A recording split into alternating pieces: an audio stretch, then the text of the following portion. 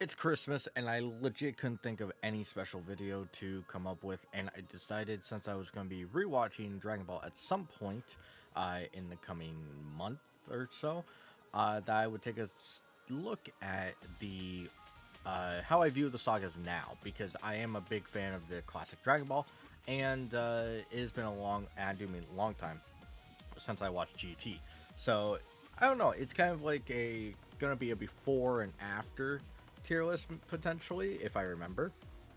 But uh, we'll see what happens, because some of these sagas I don't really agree with their separation. Like this is more of the Great Saiyaman into like the release of Majin Buu, which I feel like you can almost separate it, especially since they separate a lot of weird shit. But whatever. Ignoring that, I did delete a couple tiers because having like 18 tiers is really unnecessary for was what 26 or something. Uh, so we have Z, which I just left up there as the top. S, A, B, C. C is gonna be basically the bad ones, besides the like two really bad uh, sagas. But I'm gonna go in order because I do love the order of Dragon Ball. I do think it gets a lot more serious as time goes on, and then eventually it gets to about here where it becomes super almost comedy focused again, but it's super violent. Like I we'll talk about the Buu saga, but uh, and then we get to Super, which is a little weak in some areas, and then we have GT, which is really weak in most of it. But we have Pilaf, which I think just goes in A. I think there's some really special charm of Pilaf Saga, or the Gather of the Seven Dragon Ball Saga. It's 12 episodes in the anime. It's not even that long in the manga. I think it's less than like maybe it's like 30. It's around there in chapters, and it is very very short. uh but I do think it's a special time capsule. Yeah, some of the jokes are a little outdated. I'm not gonna sit here and defend it, but it's one of those special pieces of a show or media franchise that is not replicated ever again. You go to Pilaf Saga if you want something inherently unique from the rest of it. There's no tournament that it's on the back of. There's no army that you're fighting. Where's the Namek? There's no army that you're fighting. There's no filler arcs that are really awkward that don't fit sometimes. There's no uh, godhood problems. There's no like interdimensional being going on besides what we thought was the dragon Shenron. Like at the end of the day, this is a really special arc in what is a very expansive story, and it's also short, so it's something very special. I, funnily enough, I don't actually like to introduce people to this saga unless they intend on watching both the 21st World Martial Arts saga and the Pilaf saga. If they're not, I will start with this, and it's not because, well, I'll start with the first episode mostly, and maybe like show the Kamehameha clip. But at the end of the day, I don't think this is a good way to start the show, besides the first episode, because it is very short, it's very comedic, and it's very like almost episodic in a way. Which, not saying it's bad, it's just to start this monstrosity, I do prefer the 21st World Martial Arts Saga, which also encapsulates the training that Krillin and Goku go on. When it comes to the training, I do think it's almost lighthearted comedic, but it also kind of establishes more of like hard work, blah blah blah, which is great. Also, the characterization of, at the time, Master Roshi and Krillin is fantastic. I do think we'll eventually get to the part where Krillin isn't a character anymore, but at the end of the day, I do think this is a very, very well done arc. It's almost the only reason it's not as in Z, at the bottom of the Z of that, is because I do think the fighting elements are very, while there's a couple fights in there that I think make it like very bombastic, is very not monotone, but very very like non-serious, which doesn't hurt it. I mean, Pilaf Saga is this high, which is still a good saga. It's just, it's when we're talking about something focused on martial arts and having it not be serious, it feels very lackluster in comparison to even another martial arts focused or world tournament martial arts saga. just as a comparison. I do think that this is one of the best ways to get introduced to original Dragon Ball. I think it's a better introduction, besides the first, and I think it's the fourth episode of this, or maybe it's third, whichever one the Kamehameha scene is in. But we go into the Red Ribbon arc, which I'm gonna be brutally honest, I think is probably one of my favorite OG Dragon Ball sagas. I prefer it over the 21st World Martial Arts because it has some of the best comedic like timings. It has a good in quote twist that isn't apparent but also isn't punishing as like, oh my god, now they're going, or Kira Toriyama's going this way. Like overall, I do think that the Red Ribbon Saga is really cool. There's a little weird stuff in the anime, but that's the way it be. Now, technically, I feel like this should be part of the same saga, but I do think the Baba's tournament arc is definitely high up there, mostly because it's a very good emotional moment, or at least if I'm thinking of the correct thing. Plus, the fights are kind of interesting, and while it introduces Baba, did I say Baba Yaga? Fortune Teller Baba, what? Wow. But Fortune Teller Baba and is very important for some of the later arcs. Where's the boost stuff? There's the boost stuff. It's introduced later that she's kind of like the courier, so to say, which is cool. Kind of weird that she doesn't really show up for the Saiyan stuff that much. But hey, it's very good. And then we get to one of my favorite sagas in general. That is the 22nd World Martial Arts Tournament. Now, this is more on the backbone instead of being like a serious fight that is trying to force Goku and Krillin to always improve, which is what Master Roshi does in this one, and dresses up as Jackie Chun to kind of like force him to grow or try and be like, hey, reach higher. This one is on the back foot of Tien, who is one of my favorite characters that gets shafted after basically after this moment, he doesn't get a lot of love. Tien has some of my favorite like moments in the show proper, and even in the manga. I do think his panels are really, really electric, and I do think it starts here at the 22nd World Martial Arts. And I love the fight between Goku and Tien. For the most part, it's a little dragged out with the kind of like Chatsu kind of cheating, and then like the little subtle like, I don't really care about the school stuff going on, but overall it's not a bad experience, even if it's a little drawn out. I do think it's my personal favorite of what we've talked about, but it has to do with Tien being really cool, Chatsu being a nice character, and kind of finishing up the like rival school martial arts thing in a pretty decent fashion. It doesn't get forced along too hard, but we'll see it again.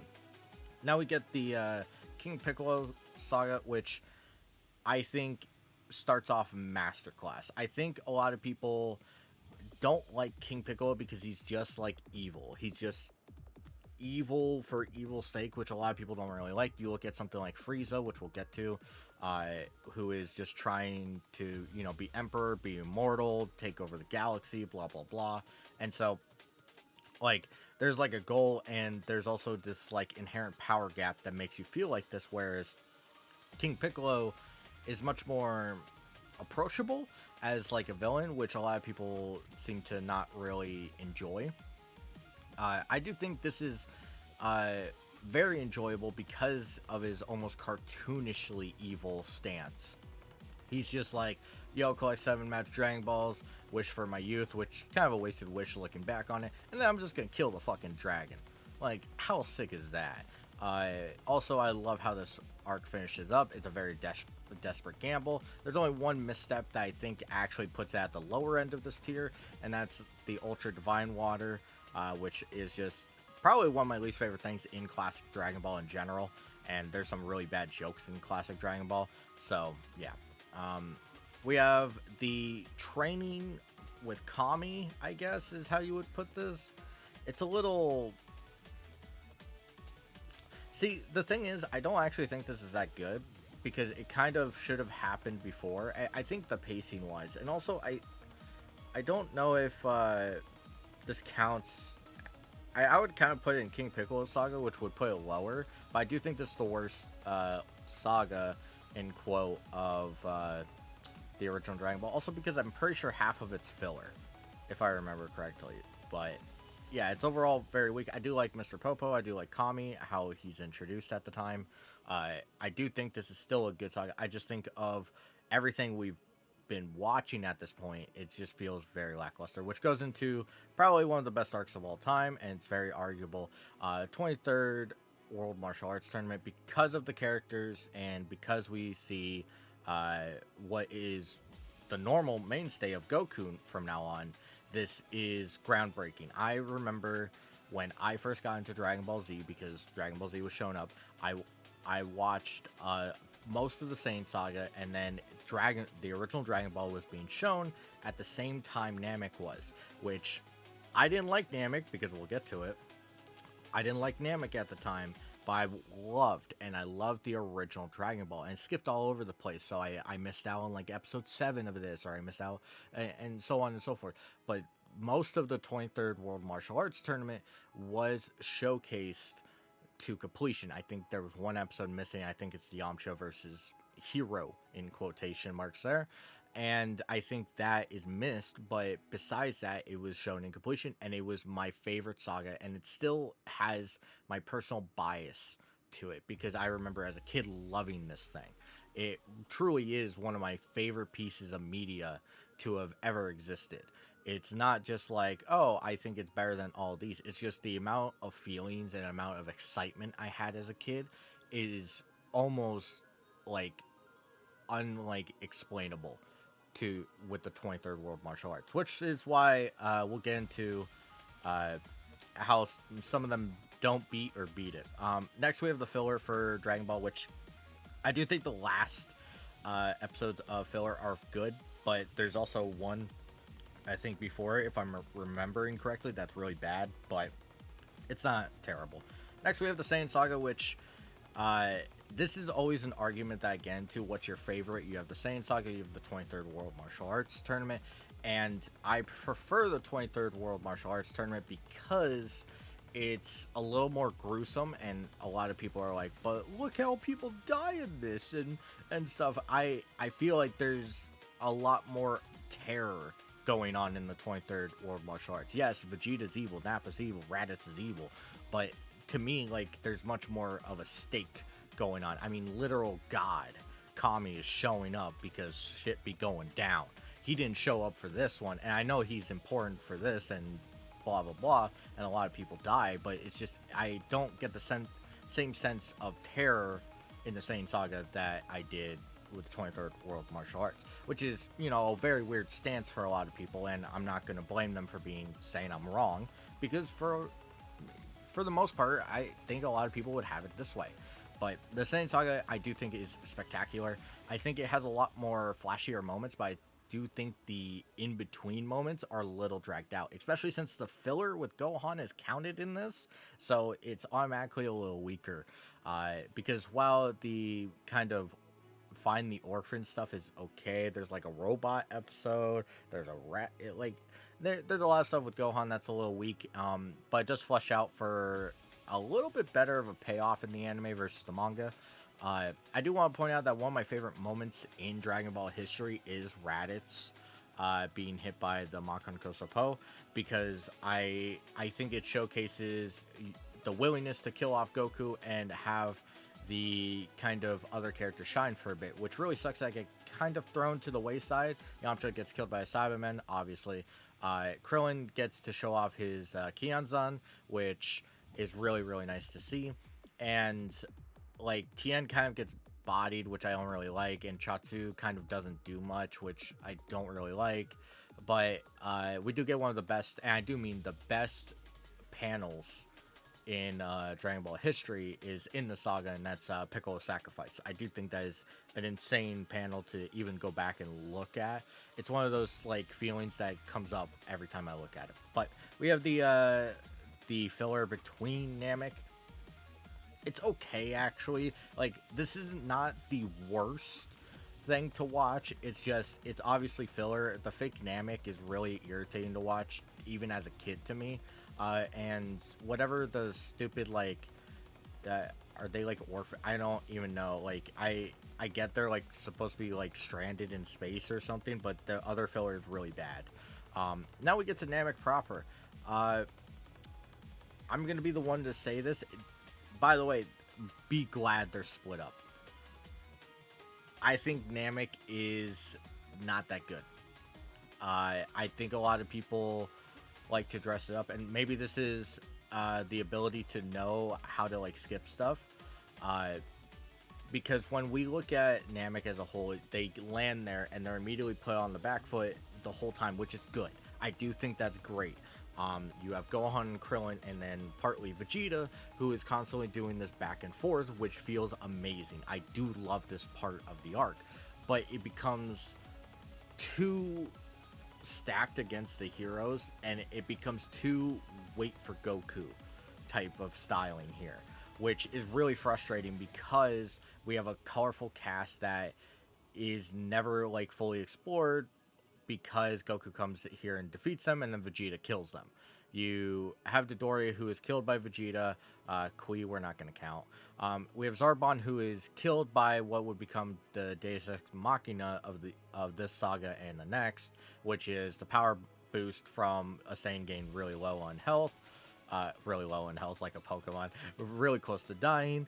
And we get the introduction to the Ginyu Force, which I do really like, but the problem is they don't, like, Goldo's the great fight there. Raccoon's fight is good, but it, like, he no-sells a lot of stuff, which is good for, like, the terror for the characters, but it doesn't feel, it's really hard to look back on it and be like, that was an even fight.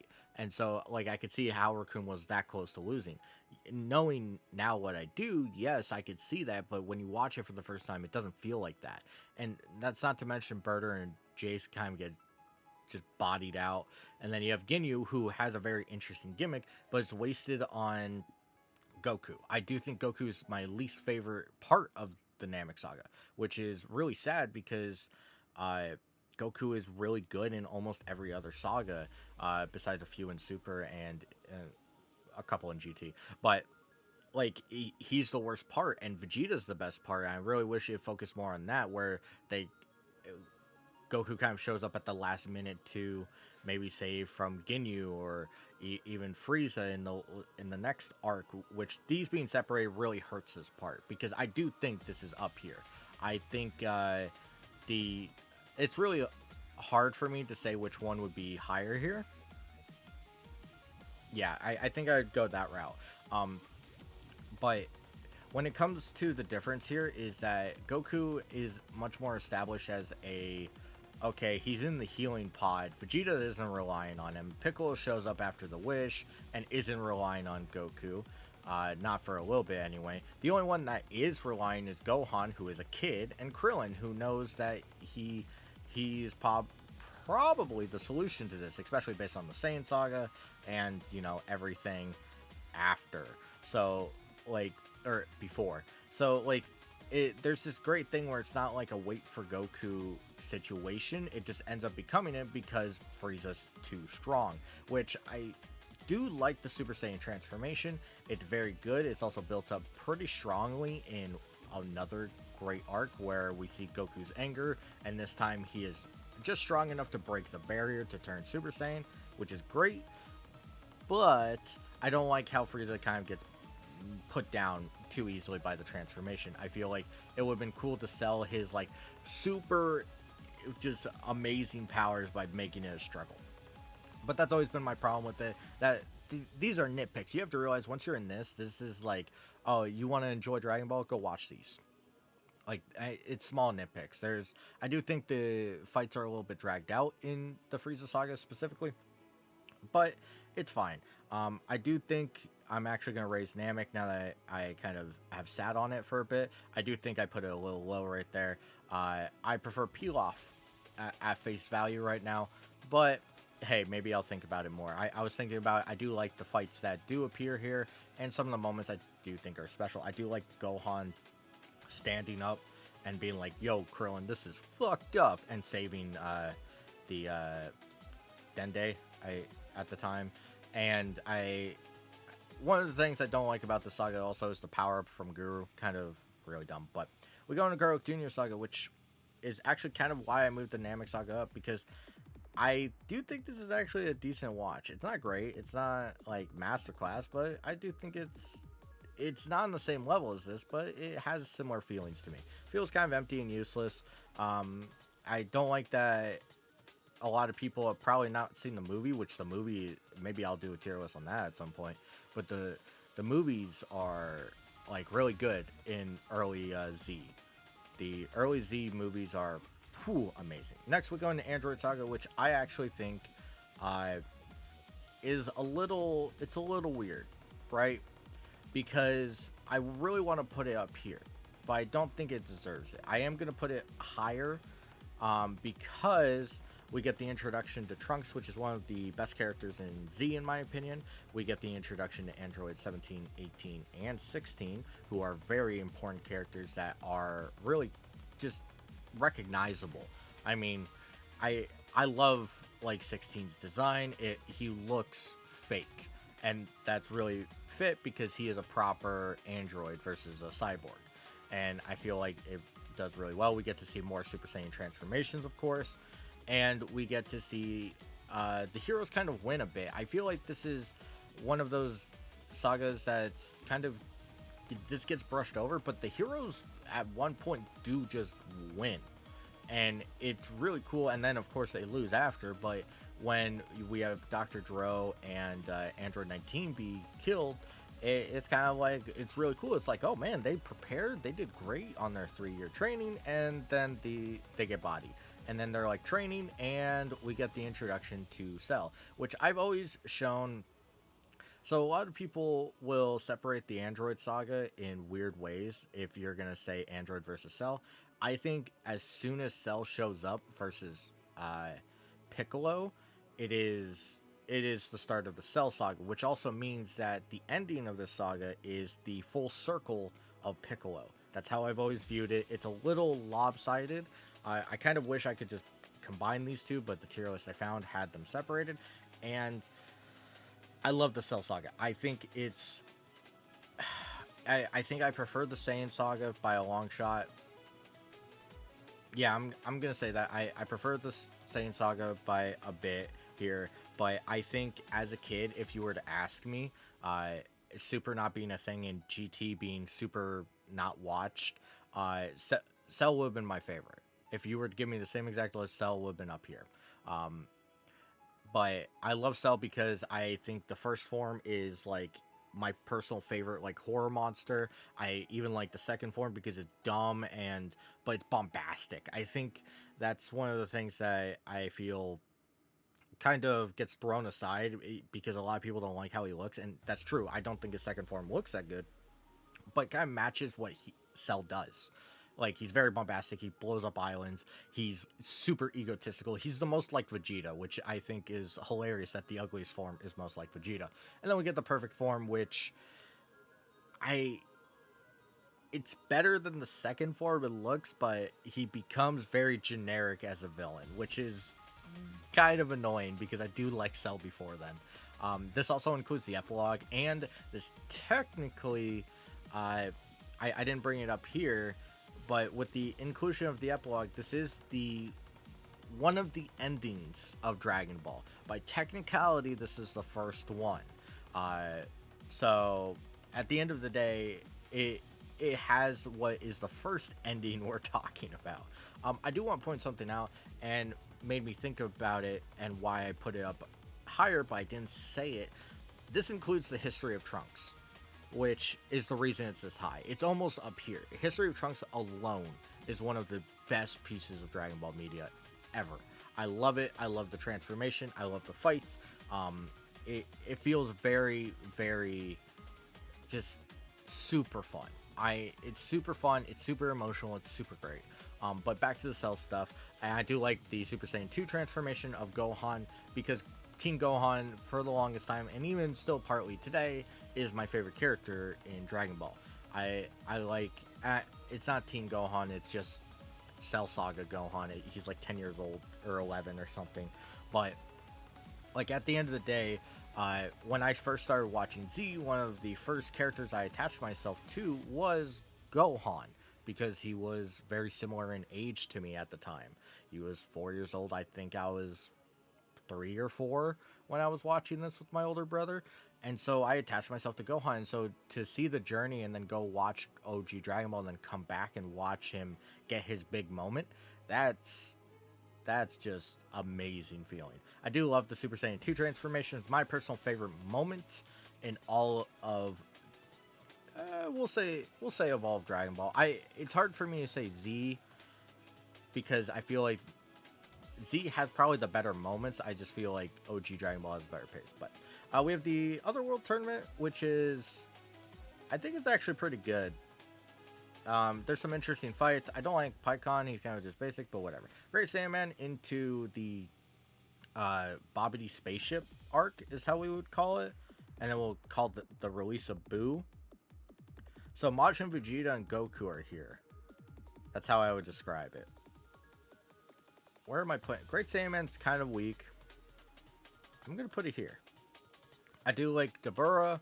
Bobbity is very interesting. This is also where we get to showcase like the evil Majin stuff, which is nice. We have like a bunch of characters. Videl is one of my favorite characters that gets completely thrown to the wayside.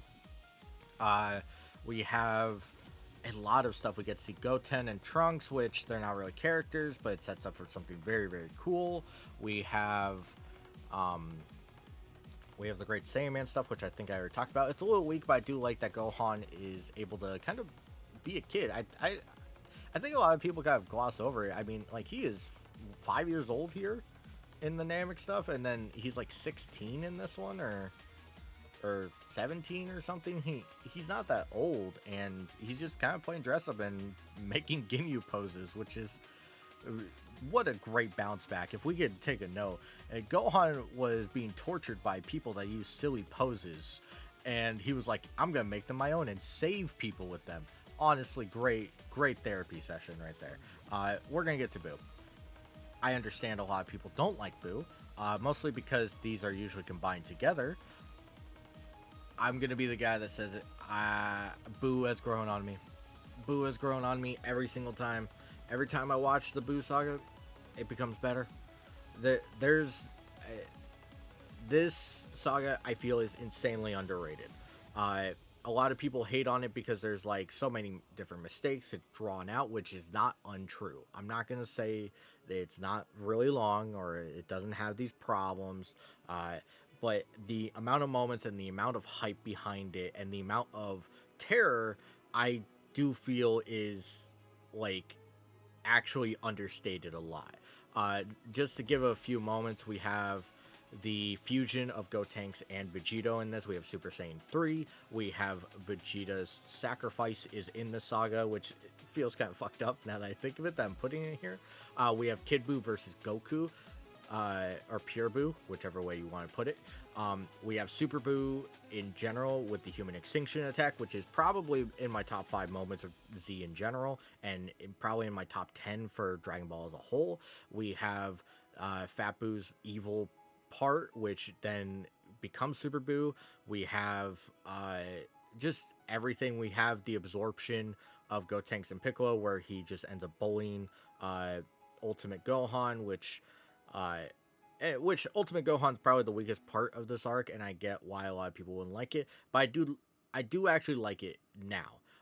As a kid and even as an adult, as I grew up, I didn't like Ultimate Gohan's beatdown that much because I felt like he was supposed to be the main character. That's what everything has been dressing up to.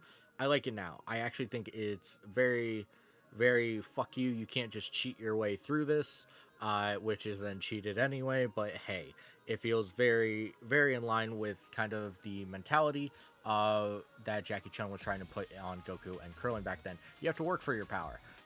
And I feel like if Gohan won, I probably wouldn't have liked it now that I look at it in retrospect. Also, we get Mr. Satan actually being a good character in this saga in general. We get to meet some really, really evil humans. there's so much stuff that happens in the saga, and it's really long and drawn out, which is why a lot of people don't like it. But it gets better every time I watch it. I love that magic is back. I love that this is truly the most evil villain we've seen. Whereas Frieza was sadistic and Cell was playful is almost the word. I wouldn't say sadistic as well, but playfully violent. There we go. I feel like Boo is the first time of just being, you have like innocent evil where it's like, oh, I'm greedy and selfish and it happens to hurt other people. You have Super Boo, who is just, I'm selfishly evil for, I'm going to kill everybody who is useless to me and then fight those that I think are worth it and then kill them because they've outlived their usefulness, to just literally destruction evil, which I think is very special. I do think the Boo Saga is very special. The only reason it's not higher than these two is because it is drawn out, and I do agree with a lot of people, but this has grown on me. This used to be legit down here. This used to be one of the worst sagas, and is beating out Cell Saga, which has my favorite moment in all of Dragon Ball almost. It beats out the Super Saiyan transformation and all four Frieza forms, which is insane, and it beats out King Piccolo, which is insane actually, because I do love the saga. And we get into the Battle of Gods, and it looks like just Battle of Gods, which I'm just going to really count the movie because I don't really like the anime. I do think the Battle of Gods stuff is pretty high. Probably here. Also, I'm going to put this lower. Now that I look at it, I can't... Like, now that I think of it, most of the moments are in here, which is kind of weird that I separated the way I did. Gray Sandman kind of ruins this, huh? I do like Majin Vegeta and Goku fighting, though. But it kind of gets wiped away. Yeah, we're going to put it right there. Battle of Gods goes here, and it's just mostly the movie. I mean, there's a couple episodes before that technically talk about, like, other stuff, but I don't know what you would call this. Kind of like the introductions to, like, the gods themselves. We get Super Saiyan God, which I used to hate this transformation. I used to be a pretty big hater on Super Saiyan God. I actually like this transformation now, and that's because it made me think back and go, oh, Goku did earn it. It's about, like, the friendship he built with Vegeta. It's about, like, the life he lived with Gohan, who then had a life with, Videl, and then Goten and Trunks. And so the transformation feels very actually in line with earning it. I always felt like he didn't, but now I kind of feel like he did. But I'm going to be the guy that says it. I think Resurrection F is really, really bad. I do like Golden Frieza. I'm going to put it right there. It's not, like, awful, but the movie version is very boring, which after Battle of Gods is very depressing. And the anime version is really, really bad. The show version. It's drawn out. It feels very bad. It feels like Wiss is kind of a dick, if we're being honest. Next, we go into the other universe tournament, is whatever. Yeah, I like this a lot. We have some interesting characters that get introduced. I kind of want to put it here. Yeah, we'll do that. Yeah, I do think it's very interesting, and I think having these characters, which a lot of people really love, hit. I even like the other weird shit that goes on with Kaba. I don't like what they do with Saiyans, which we'll talk about in Tournament Power a lot more, which... Oh, this is the recruitment. Okay. I was like, why is this here? Whatever, I figured it out. Oh, is this with Boo? I don't... Oh, is there like a little tournament? Is it talking about the little tournament thing before? I don't remember. It's been so long since I watched Super. But, yeah, I do like Hit a lot here, and it's really cool. And then we get into the fake Vegeta, which I kind of just want to put here. I think at times it's really neat. Other times, no. We get Goku Black, which I think has one of the worst endings in all of Dragon Ball history. It ends very, very poorly. And this is talking about the weird cutoffs I created. Like, even this has a better ending, which ends at Majin Buu being released, than this. But I do think there's some really hype moments. I do think it's special in its own way. It does have a lot of back and forth that I feel is drawn out to the insane degree of I'm bored, but I do think there's some really cool moments. I do like Goku Black being a villain here. but I don't like what he becomes. Next, we get the recruitment arc and I think it's called the like test or initiation thing that goes on where it's like, can you actually fight in this tournament? Um, but the recruitment arc I think is actually very special. I do think it's not as great as a lot of other arcs, but eh, I don't know. I think I'll put it here. I do think it's kind of weak in a lot of areas. For example, Tien doesn't really get a shot to show anything. We do get to see Krillin's really cool introduction. We get to see Gohan being like, okay, I'm going to train a bit. And then we get Tournament Power, which this is carried by like very specific moments. We have Ultra Instinct. We have the fight with Jiren at the very end. 17 actually getting to show some stuff. The problem though is that if we separate based on anime here, which I am at this point because we're going to talk about GT, I don't think this is that great. Man, this is really hard. Where do I put this? Do I put it here? I think it deserves so much more because probably my second favorite moment is Ultra Instinct. I think Ultra Instinct's insane. It has to be higher than this, right? It's just Super being super. Oh, we'll do it. I don't know. This is probably the one I know the least about. Not as in like I know the least about it. I watched it all. Know the least about in where I'm placing it. Oh man, that's so hard. Tournament Power. I have a lot of problems with it. Super drawn out. A lot of characters get highlights and bad highlights at that I don't think deserved any of it. I do think there's some really cool fights, but it's kind of glossed over too much. I do think the arena and the background are pretty shitty, and I do think the reasoning for it is kind of weak, but yeah. Next, we get the Black Star Dragon Ball Saga, which... Is this like... Oh, this is like all the aliens they meet. This is ass. This is probably here. Yeah. And what is this include? Hold on, what is the separation? No, actually, what is the separation here? Is this like to episode 4? Because that's actually not bad. If this is the first like search, I do think this is actually not that bad. I'd probably put it here. If this is the rest of them in space, I think it's awful. Okay, the Baby Saga I do think is actually pretty good.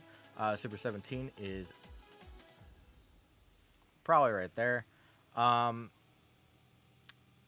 And we're gonna do the Shadow Dragons, which I'm gonna talk about GT as a whole real quick. Shadow Dragons kind of get carried here. Yeah, there we go. That seems right. I do think GT as a whole has a big like consistency problem, quality problem, and above all, just feels very lackluster to watch if you go back and watch it. Especially these, it's so hard to get into. A lot of people hate on GT to the insane degree because of these three. This is boring. It has a great start and it flounders it. This goes into the space stuff, which I think is what this is. It's been so long since I watched GT. I think this is the 11 episodes in space where they also talk about Baby possibly being a thing. Super 17, I think, is the worst watching thing, but it has a great moment in it, so it's better than filler on Navi. Actually, we're going to put that. I think this is the worst one. But I do think the Baby stuff is pretty cool. I like Baby as a villain. There's some interesting concepts. I do like the kind of Oob, Majin Buu stuff that ends up happening. Super Saiyan 4, of course, is introduced. And then we get into... I already talked about how this is really bad. We get into the Shadow Dragons. I love the concept for the Shadow Dragons. I think it's really cool about like the darkness of wishes and there being consequences. It gets thrown into the wayside with this basic-ass villain with one color scheme being the main antagonist, which, don't get me wrong, I like the other fights that happen against, like, is it Nova Shenron and what's the ice one? Is it just Ice Shenron? Whatever. I love the Ice Shenron fight. And I really wish they went more with, like, stuff happening. Also, Pan is a really bad character, just saying. We do get the Gogeta Super Saiyan 4, which is cool. We get the Universal Spirit Bomb, which is cool. And it does have GT, which is the best ending on this list, which is the only reason it's this high. But, hey, I've talked about a lot of sagas here. I've went through over, what is it, like 500, 700 episodes or something. Talked about what's your favorite saga in Dragon Ball. What's your least favorite? My least favorite is apparently this space GT garbage. My favorite is apparently 23rd World Martial Arts. Didn't think it would be. That would be maybe the same saga or something else, but hey, that's the breaks. What's your favorite? What's your least favorite? And go ahead and insult my list down below if you would like.